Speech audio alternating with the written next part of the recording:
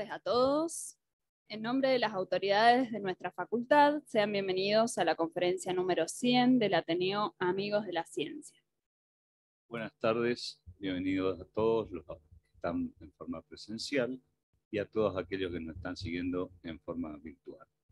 Y la mesa organizadora del Ateneo Amigos de la Ciencia, de la cual formo parte, ha tenido el honor y la deferencia de invitar al doctor Miguel Tornello, quien es ingeniero en construcciones de la Universidad Tecnológica Nacional, doctor en Ingeniería de la Universidad Tecnológica Nacional, especialista en docencia de la Universidad Nacional de Cuyo, especialista en estructuras sismo resistentes de la Universidad Tecnológica Nacional, especialista en estructuras de hormigón, Politécnico de Milano, Italia, profesor titular de resistencia de materiales y estabilidad de la Universidad Nacional de Cuyo, profesor titular de dinámica estructural, estructuras de hormigón y análisis estructural 3 de la Facultad Regional Mendoza de la Universidad Tecnológica Nacional,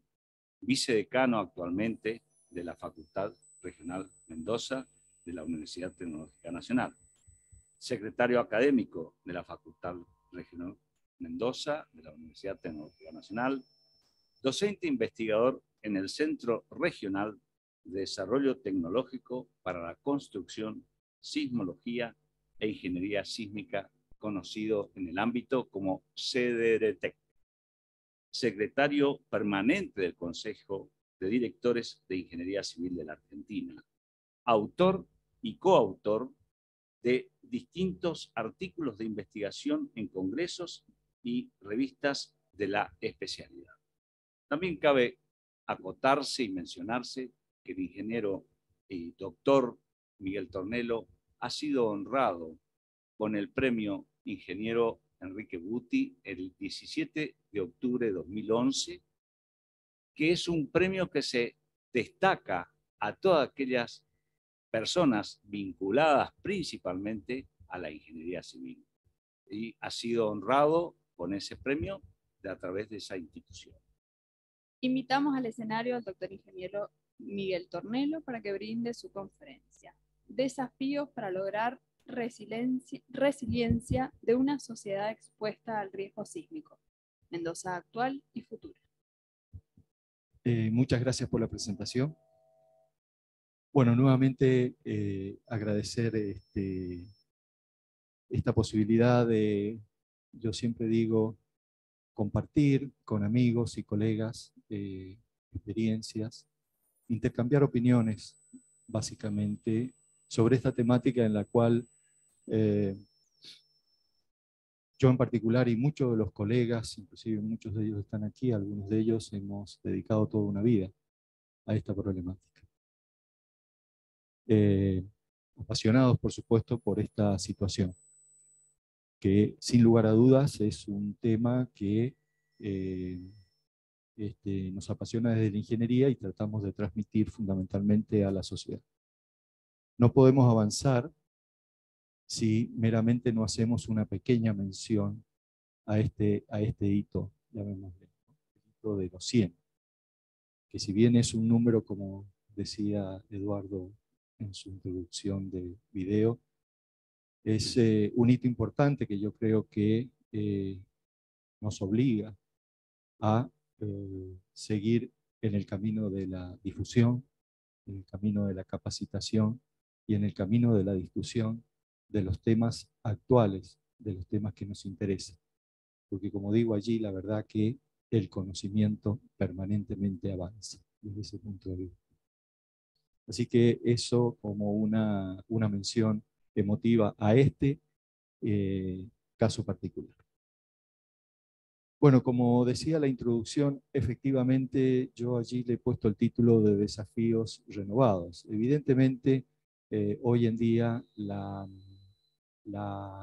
ciudad de Mendoza, la provincia de Mendoza en particular, no es ajena a los temas actuales, como son el uso racional del agua y el uso racional de la energía.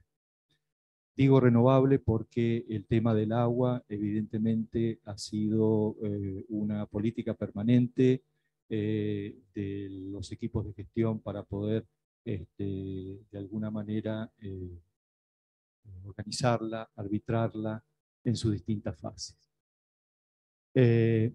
Sin descuidar estos dos aspectos, también debemos prestar atención fundamentalmente al riesgo sísmico, frente que es un tema que es de gran actualidad también y no debemos dejar de descuidarlo, porque a veces estos temas que son de actualidad y tampoco deben descuidar, por ahí derivamos un poquito nuestra atención. Voy a pasar solamente a título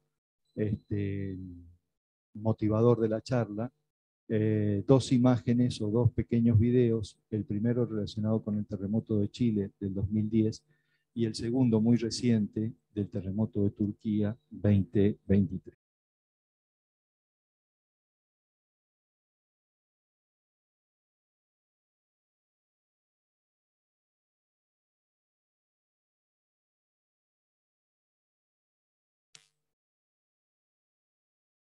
Hemos sacado el sonido para,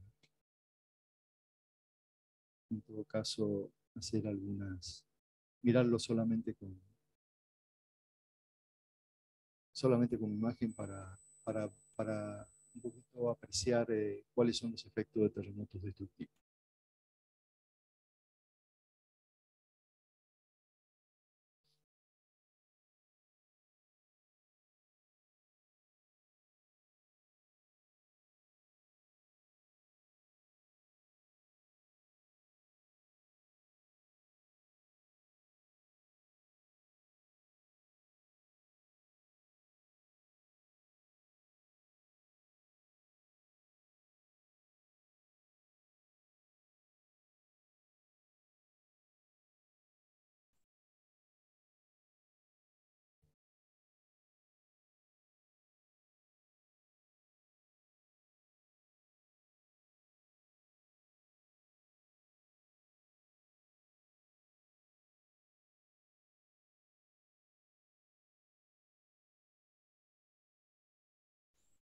Bueno, como reflexión entonces es conocido que los terremotos son, después de los huracanes, los fenómenos naturales que producen la mayor cantidad de pérdidas económicas y también de vidas humanas.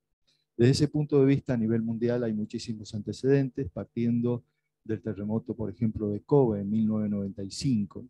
Citamos en particular en muchas de nuestras charlas estos terremotos, fundamentalmente el de Kobe del 95 y el de Northridge del 94, porque como siempre digo en mis charlas, históricamente se pensaba que los efectos de los terremotos eran problemas de países desarrollados y países subdesarrollados. Pero en particular estos terremotos del 94 y del 95 afectan fundamentalmente a sociedades muy desarrolladas, con tecnologías desarrolladas y con reglamentos de última generación. Terremoto de Alaska de 1964, terremoto de Haití del 2011, y el último terremoto que ha sido también muy conocido, que es el terremoto de Turquía, en el cual en estos videos ustedes pueden apreciar fundamentalmente la ruptura superficial que tuvo el terremoto, aproximadamente 250 kilómetros de ruptura superficial del terremoto. Este es un efecto local ocurrido en el terremoto de Turquía, con fallamientos también de ruptura superficial de corteza. Y bueno, estos videos seguramente muchos de ustedes lo han visto en las redes, en los programas de noticias, etcétera. Pero efectivamente ha sido un terremoto que de alguna manera nos hace reflexionar sobre cuál debería ser la situación y el tratamiento que toda sociedad debería afrontar para poder desarrollar relativamente yo no digo con éxito, pero de alguna manera poder afrontar estas problemáticas que son naturales y que están escondidas y de alguna manera aparecen súbitamente dentro de nuestras vidas y dentro de nuestra sociedad. Como antecedentes, no a pesar de ser antiguo, tenemos el terremoto de San Juan de 1944. Estas son imágenes de la época en la cual podemos ver cómo quedaron las calles de San Juan, algunas, el estadio de fútbol de ese momento, en el cual también vemos cómo quedó todas las instalaciones en ese momento de estructuras de hormigón armado. Y esto, bueno, también por ustedes es conocido, es una pintura realizada desde el Cabildo, el antiguo Cabildo de Mendoza, de lo que era la plaza, actualmente Plaza Pedro del Castillo. Presten atención, en todo caso, fíjense acá estas pequeñas arcadas, y estas pequeñas arcadas para que las vemos aquí, después del terremoto de 1861, ¿no? Bueno, estas son también algunas imágenes históricas de nuestro terremoto histórico, terremoto que ha sido de alguna manera estudiado de distintos ámbitos, porque este terremoto en esta época no teníamos instrumental sísmico, pero hay algunos relatos históricos que le dan el perfil y la característica de los terremotos característicos en la zona de Mendoza.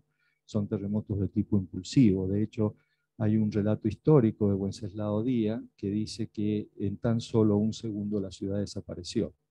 Eso interpretado desde el punto de vista sismológico nos estaría dando a entender de que son terremotos de tipo impulsivo, de muy corta duración, con gran desprendimiento de energía.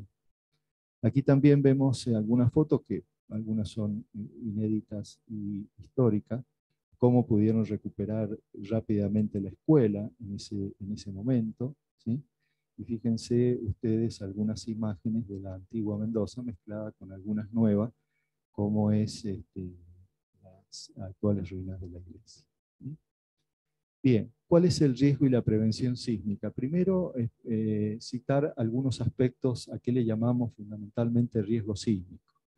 Bueno, en general el riesgo sísmico, o comúnmente riesgo, se usa para caracterizar básicamente la probabilidad de un resultado desfavorable. En particular, en este caso, nosotros nos referimos al riesgo sísmico, que se usa fundamentalmente para describir la probabilidad de consecuencias adversas ante la ocurrencia de un terremoto. Por lo tanto, si nosotros tenemos la posibilidad de que este evento ocurra, es necesario una acción que nosotros llamamos gestión del riesgo. Gestión del riesgo es simplemente la acción de gerenciar actividades y tomas de decisiones relativas fundamentalmente al diseño, a la construcción, a la operación de edificios, etc. Esto es la figura que generalmente hace el Estado y debería hacerlo de manera incisiva, a pesar de que en algunos sectores se piense de que el Estado no debería tener la responsabilidad sobre el gerenciamiento de esta parte del riesgo sísmico. Dentro de lo que es riesgo sísmico existen distintas otras definiciones. Lo primero es la peligrosidad sísmica, que es la probabilidad de ocurrencia de un terremoto. La segunda es la vulnerabilidad sísmica, es decir, el daño esperado en los edificios de acuerdo a su situación actual. Pensemos de que esta problemática no es una problemática nuestra, sino es una problemática a nivel mundial. Hay muchísimas construcciones que se han hecho con códigos antiguos, y hoy el avance del conocimiento hace de que esas construcciones sean prácticamente obsoletas. Y la última son las consecuencias esperadas o pérdidas resultantes del daño predicho. Esto fundamentalmente entonces implica una asociación entre lo que es el peligro sísmico y el riesgo sísmico. La peligrosidad sísmica es la ocurrencia esperada de eventos futuros y el riesgo sísmico es la consecuencia esperada de eventos sísmicos. Por lo tanto, esto se potencia cuando hablo del riesgo, porque el riesgo es el producto de la peligrosidad por la exposición, por la vulnerabilidad.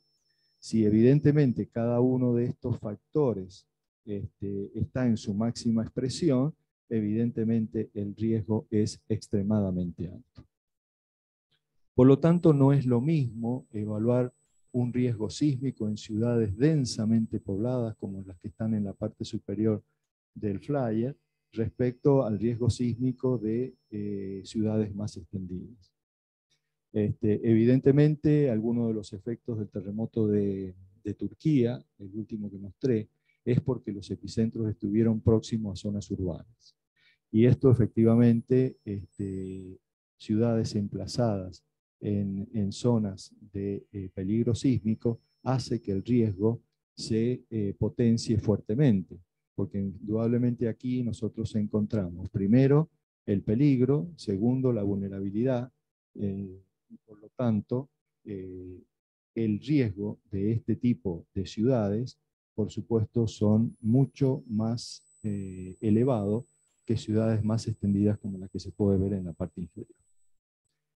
Dos conceptos también que pueden aportar a este aspecto. Uno es la amenaza sísmica, que también es una medida que cuantifica la ocurrencia de los futuros eventos sísmicos. Para dar un ejemplo simple, es por ejemplo, ¿qué probabilidad tengo que un cierto evento se produzca con un determinado valor de aceleración en un cierto lapso de tiempo?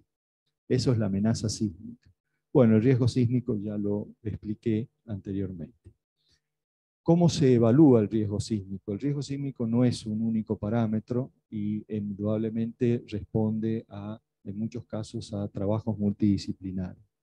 Y bueno, es necesario conocer la tectónica regional, la geología local, mapas de eventos sísmicos, fuentes generadoras de los sismos.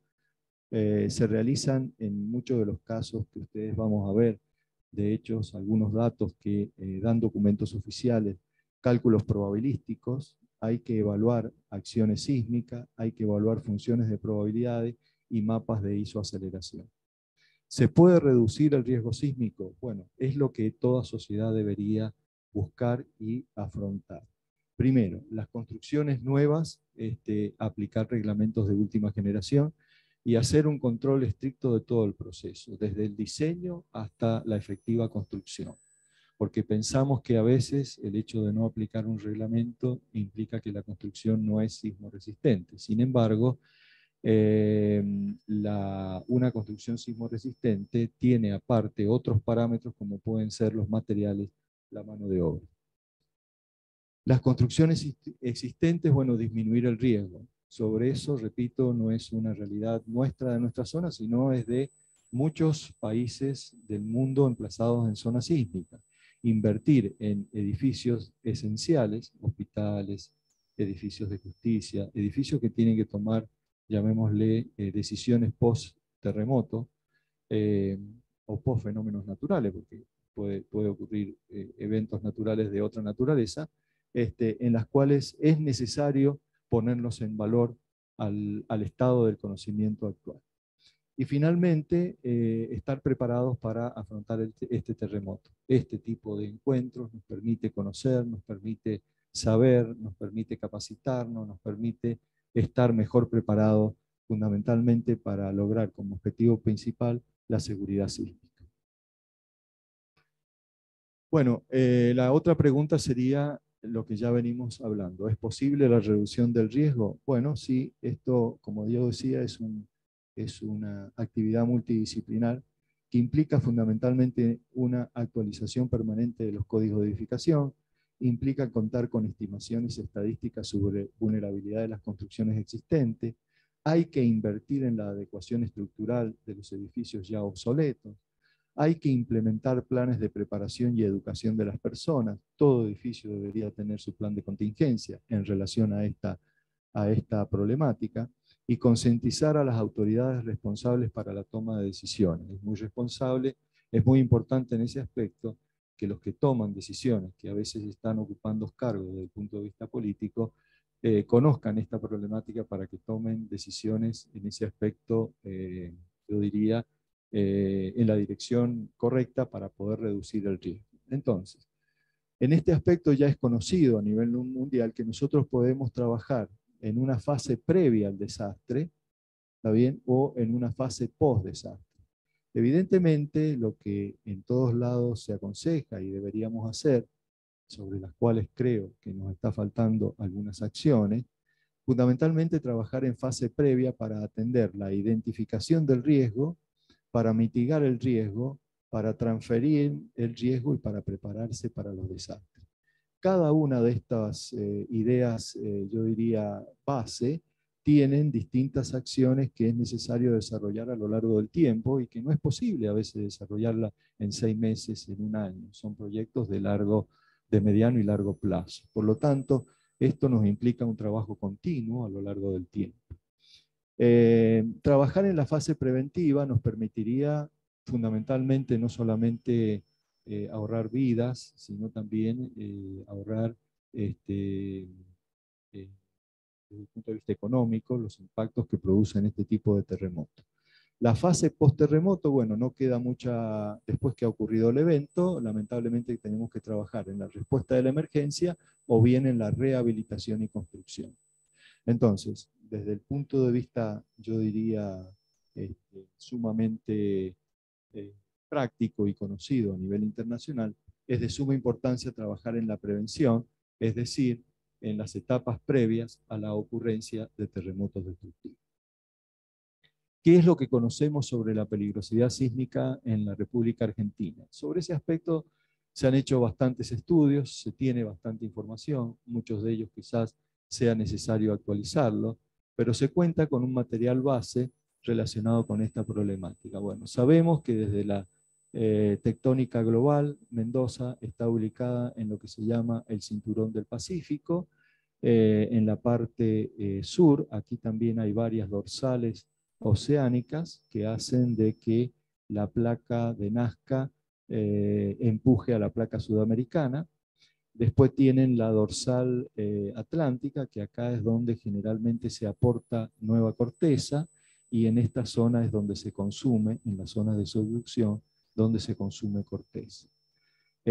No podemos desconocer, fíjense también en el mapa mundial, aquí es donde ocurrió el terremoto de Turquía, últimamente es una zona también fuertemente activa, y no debería llamar la atención de que allí haya ocurrido un evento de la magnitud que ocurrió hace escasas semanas. Sabemos entonces que la placa, fundamentalmente la placa de Nazca, subduce sobre la placa sudamericana. Desde este punto de vista, esta es la fosa oceánica del lado chileno y esta representaría la cordillera de los Andes. En este aspecto, generalmente en estas zonas de subducción, en las zonas de contacto, se consume material y se caracterizan por ser zonas volcánicas. Estas zonas volcánicas, que generalmente en la zona de Argentina y de Chile se aprecian al sur, y no en la parte central de Argentina o en la parte central de Chile, está muy asociada a la inclinación que tiene la placa de Nazca que subduce en la placa sudamericana.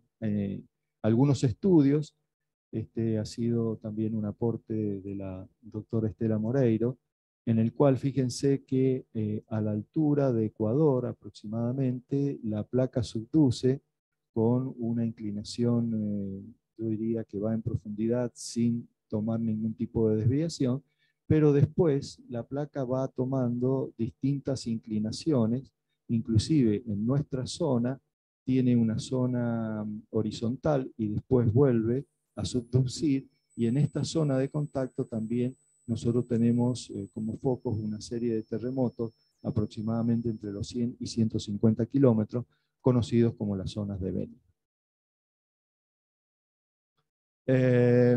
Bueno, acá está Julio también, él como geólogo seguramente podrá después aportar algunas ideas relacionadas con esto.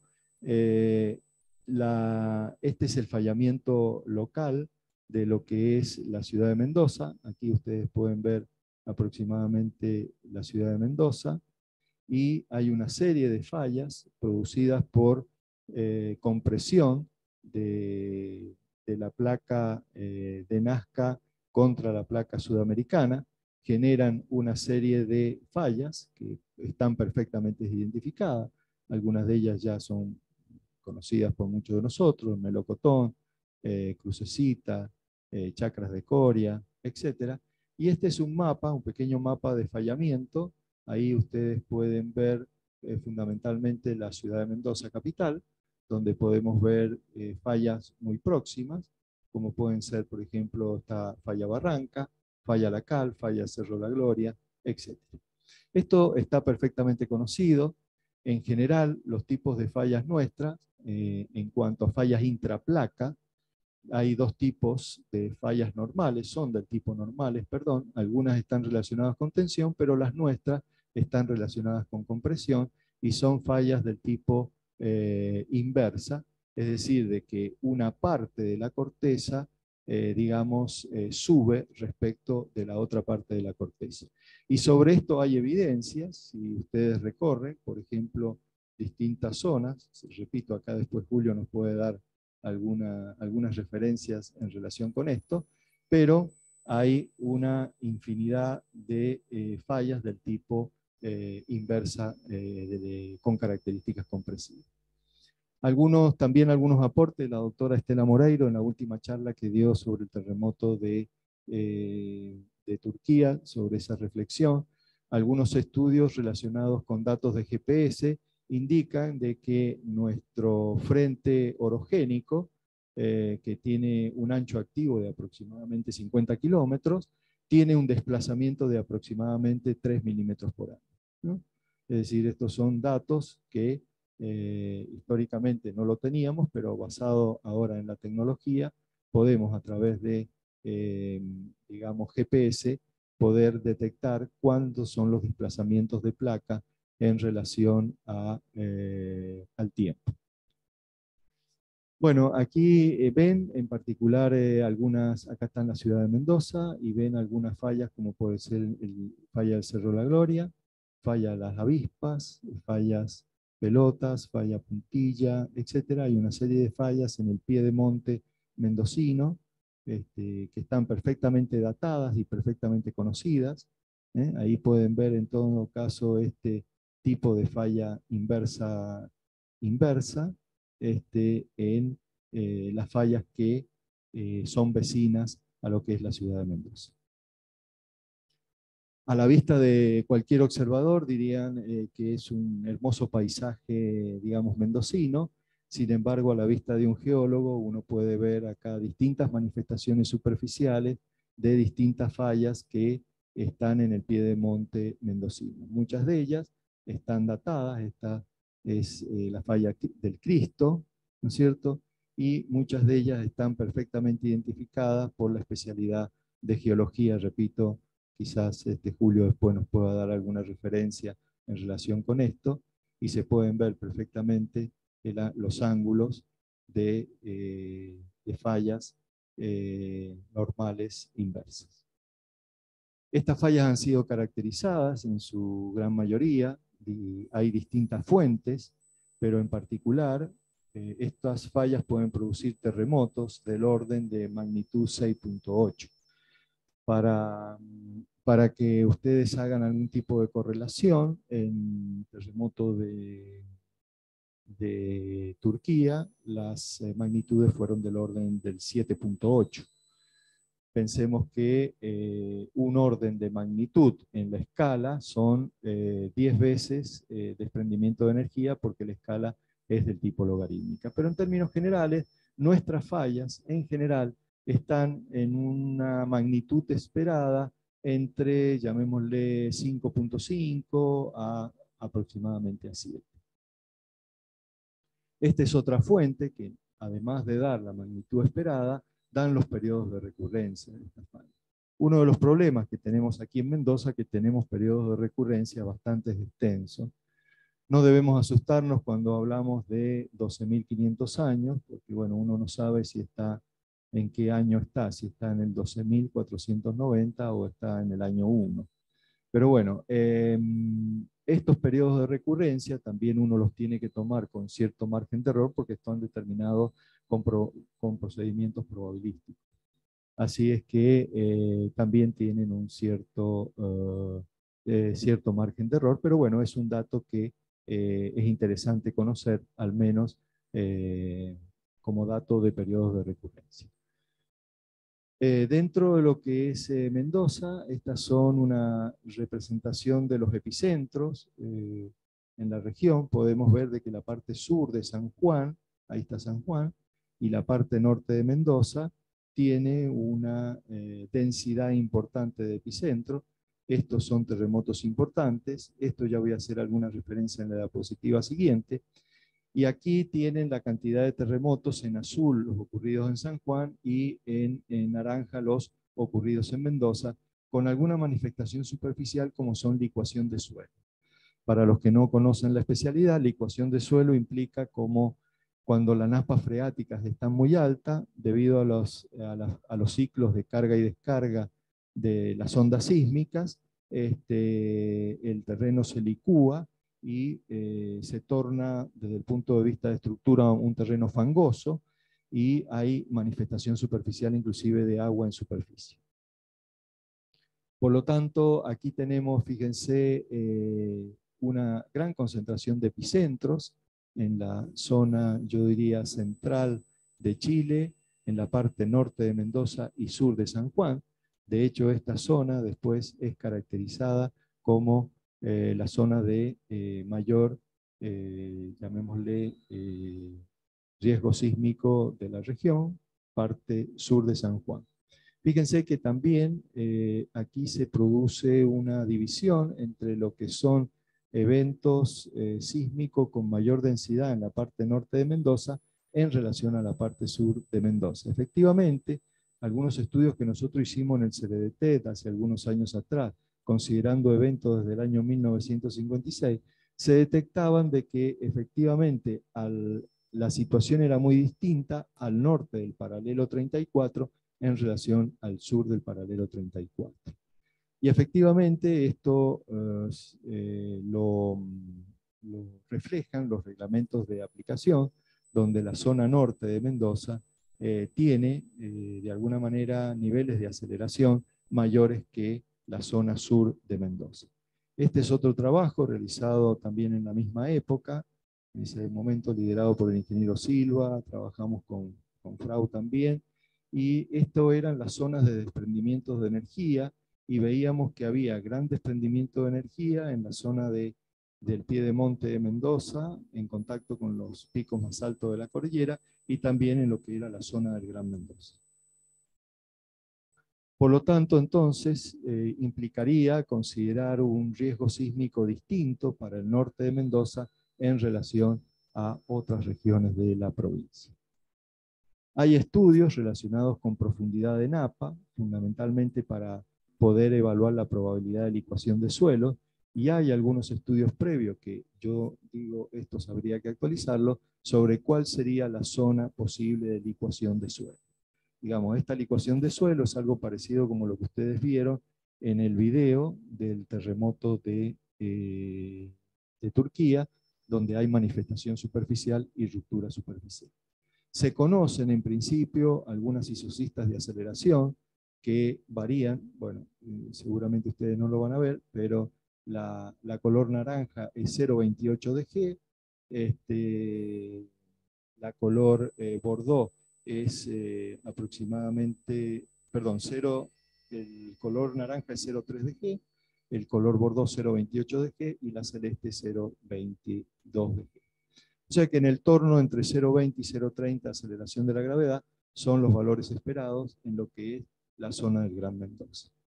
Tenemos también espectros, para los que saben de esta especialidad, donde definimos los espectros y lo que son los inputs generados por los terremotos para poder diseñar nuestras construcciones. Los datos actuales también tenemos datos probabilísticos que nos pueden decir, bueno, qué probabilidad tenemos de que un evento de una determinada aceleración se produzca en una determinada región. Por ejemplo, una aceleración máxima del 4% de G al 95% de probabilidad, podemos tener esta cantidad de eventos anuales. Así que esos estudios también los tenemos, si bien los datos históricos son escasos, pero hay leyes de magnitud-frecuencia que nos pueden proveer con cierta exactitud ese tipo de información. Estos datos habría que actualizarlo, por eso he puesto la Mendoza actual. Hay una propuesta de zonificación dentro de lo que es la zona del Gran Mendoza. Esto no fue reflejado en los reglamentos y todo lo que es el Gran Mendoza está con un mismo nivel de aceleración. Hay también un estudio del tipo de construcción. Repito, esto también es un dato que quizás amerita una cierta actualización. Este dato se actualizó por allá por la década del 90, sin embargo, hay una información un poquito más actualizada en el año 2017. Entonces, en función de este tipo de construcciones, son los daños esperados. Allí ustedes pueden ver en la diapositiva daños bajos entre el 0 al 5%, daños moderados entre el 5 y el 25%, y así siguiendo en función del tipo de daño. Entonces, los daños importantes, o daños, fíjense que son esperados en lo que es la zona de Gran Mendoza, Godoy Cruz, Guaymallén, mientras que en la zona sur se esperan daños moderados. Los daños potenciales, bueno, en función por departamento, en el caso del departamento de La Cera, daños importantes aproximadamente un 30%, en Capital un 28%. Esta información también está, aunque que ameritaría una actualización de esa información al día de hoy. Y sobre eso es muy importante la participación del Estado, la inversión del Estado en tratar de actualizar estos datos a través de los mecanismos que tiene el Estado para poder trabajar y reducir el riesgo sísmico. Actualmente está muy de moda lo que se llaman los efectos de sitio. Efectivamente, estudios recientes realizados en el 2017 han detectado que prácticamente hay problemas de sitio en gran parte de lo que es el Gran Mendoza. ¿Qué quiere decir problemas de sitio? Es decir, hay problemas localizados en algunas partes de lo que es el Gran Mendoza, que hace que las amplificaciones, llamémosle de las aceleraciones, se pongan de manifiesto, ya sea por problemas de características de suelo, ya sea de mantos de suelo fino, etc. Sobre eso también quiero citar de que hay un proyecto de investigación que se está trabajando dentro del ámbito del CRDT, que yo después los voy a citar con mayor precisión.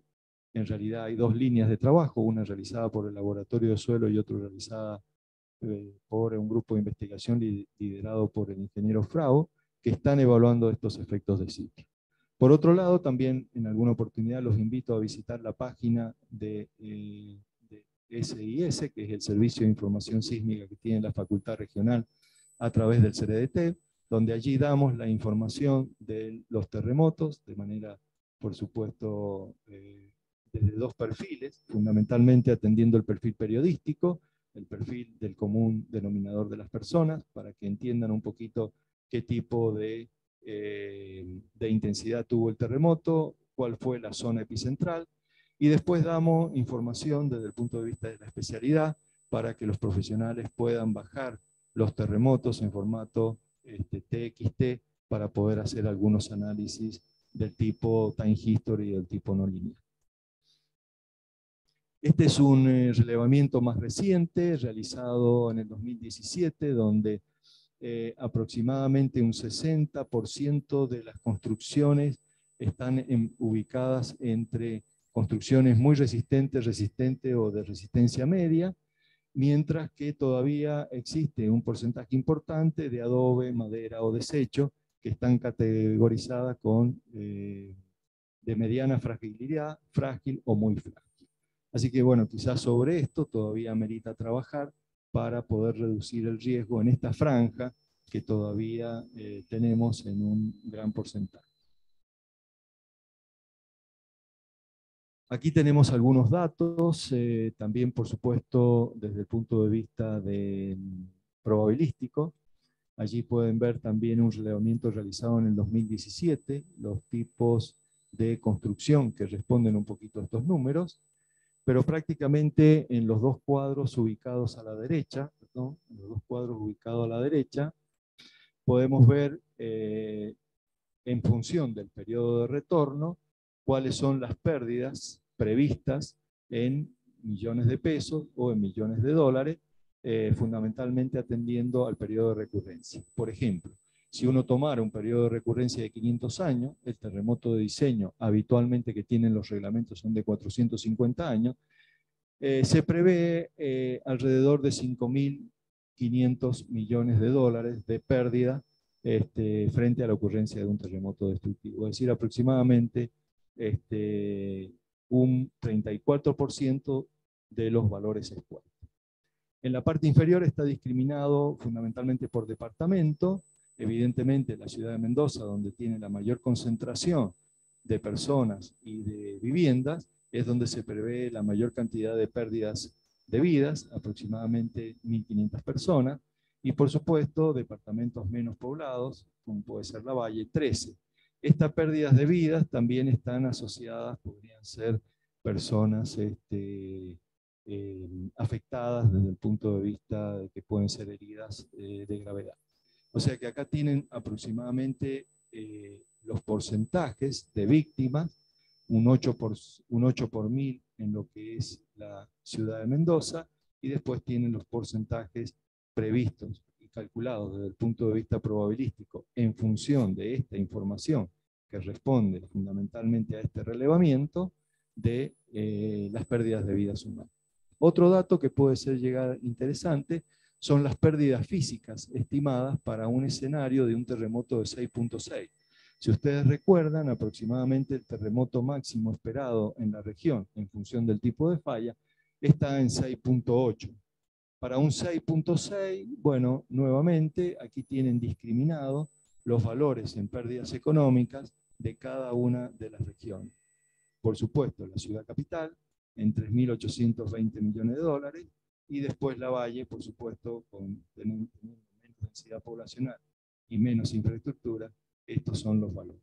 Guaymallén también tiene un valor importante. Así que estos son valores esperados en función de la situación actual y estimados con datos probabilísticos. El número de hogares evacuados en función del periodo del retorno del terremoto. Para la situación actual y para un escenario del 2030 o un escenario del 2050. Si uno mirara, por ejemplo, un escenario del 2030, los hogares evacuados para un periodo de retorno de 200 años oscilan en aproximadamente 15.000. O sea, habría 15.000 personas que no podrían ocupar sus viviendas. Y este sería un coste en millones de pesos. Millones de pesos no sabemos en qué valor, pero bueno, es lo que decía la publicación cuando fue hecho este relevamiento. Finalmente, acá tienen la estimación y la cantidad de muertos y los costos de los daños asociados a la situación actual. Estas son algunas imágenes del terremoto de Mendoza de 1985, la cual, si bien no lo consideramos como un hito importante, pero sí fue un terremoto que tuvo un impacto social importante en la provincia, puso en evidencia un poco, digamos, las construcciones de adobe, construcciones frágiles, y yo diría las que tuvieron mayor impacto, digamos, con el terremoto de 1985. Nuevamente, para un periodo, para un escenario del 2030, para un periodo de recurrencia de 200 años, allí pues, ustedes tienen las pérdidas económicas en pesos y las pérdidas económicas en millones de dólares, con una estimación de muertos.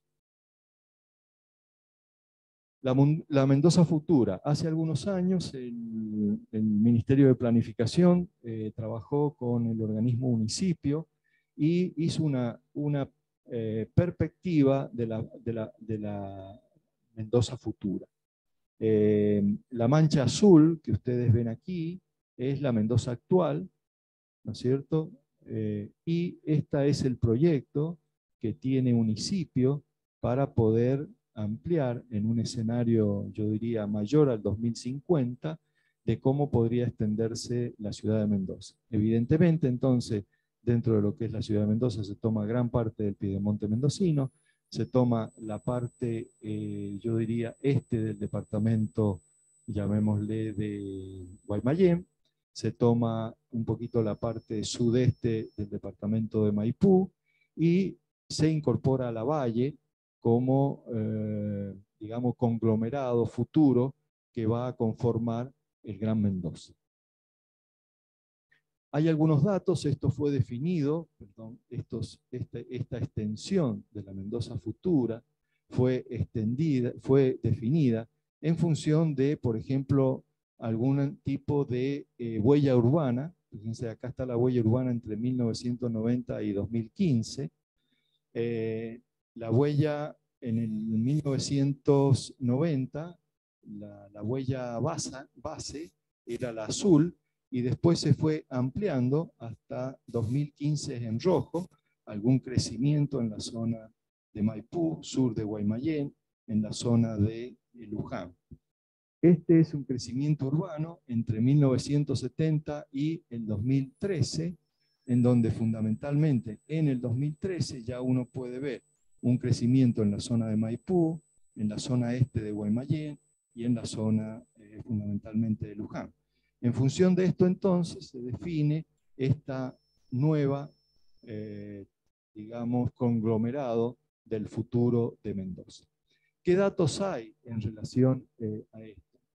Bueno, este es el escenario fundamentalmente al 2050, también realizado por este trabajo, en el cual ustedes pueden ver de que ya en áreas naranja hay una extensión de la ciudad de Mendoza hacia lo que es al norte de la Cera. Aquí está Lavalle. La idea entonces es que Lavalle en un futuro forme parte de este gran conglomerado. Hay una extensión en lo que es la parte este de Guaymallén y la parte sureste de Maipú. Por lo tanto, esta es una proyección temporal que hace municipio a los años 2050, y también hay algún avance a lo que es al oeste de Luján, fundamentalmente a este tiempo, ¿no? A ese escenario. Se conoce de esto, por ejemplo, hay estudios relacionados con el uso del suelo.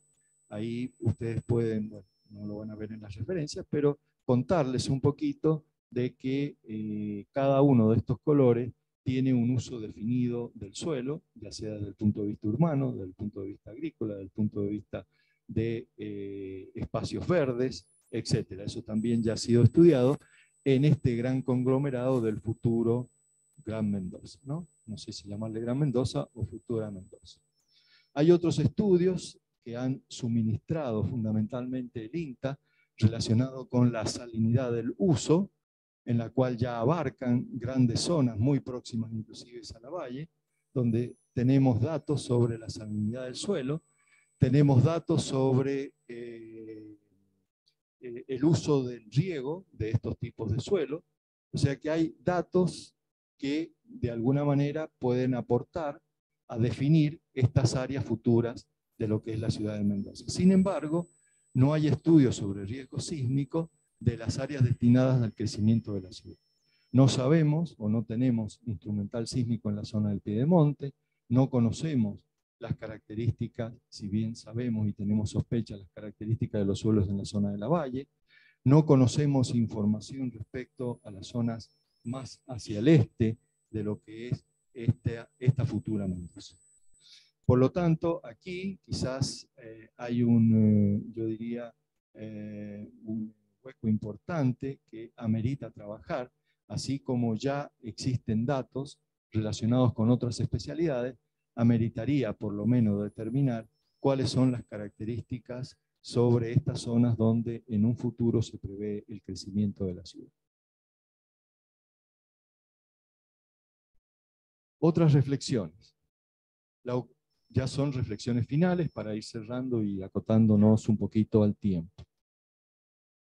La ocurrencia de un terremoto destructivo en zona sísmica tiene distintos efectos. Algunos de ellos los he citado aquí.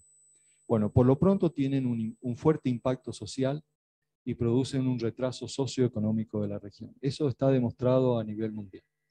Es decir, una región determinada, la gente empieza a emigrar, la gente no invierte, el crecimiento se hace sumamente lento, cuesta mucho volver a la normalidad. De hecho, lo he puesto como un dato también referente a los efectos de los terremotos.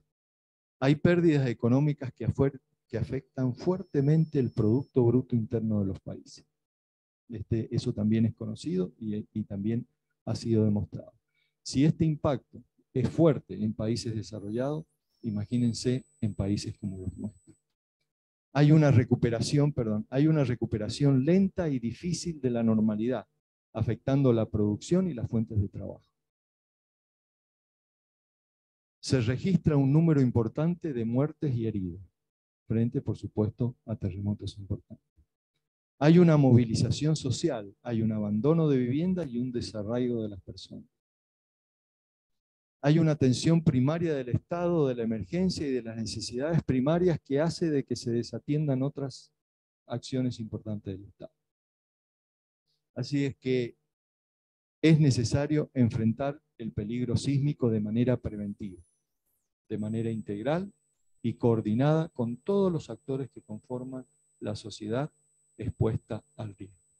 No podemos nosotros permitirnos este tipo de efectos si no trabajamos de manera inmediata y de manera coordinada entre todos los actores.